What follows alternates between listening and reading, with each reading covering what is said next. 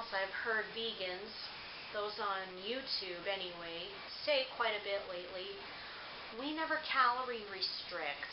Calorie restriction is bullshit. The old calories in versus calories out model doesn't work. What? I'm no expert, but I believe this whole issue with calories boils down to simple math. If you take in more calories than you burn off, you gain weight. If you take in less calories than you burn off, you lose weight. I kind of ripped that line off of Peach, her video, Freely Boogie, and a ton of bananas in the description below. How does the calories in versus calories out model not work? It's like saying the supply and demand model doesn't work in business and economics. Also, there's the issue of food addiction. In her video, Peach talks about food addiction, something I gather she knows quite a bit about. What I've gotten out of her description of food addiction is that food addicts need to count and restrict calories, as the concept of eating to just not be hungry does not compute with them. So how does not restricting calories help food addicts exactly? I'd like to point out that those who say they don't restrict calories actually do. Let's face it, if you start eating when you're hungry and you stop when you're full, you are restricting calories.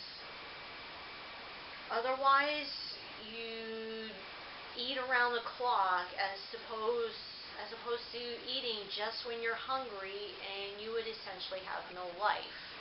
Also, if you exercise, you're proving that the calories in versus calories out model does work, especially if you're taking in less calories than you're burning off.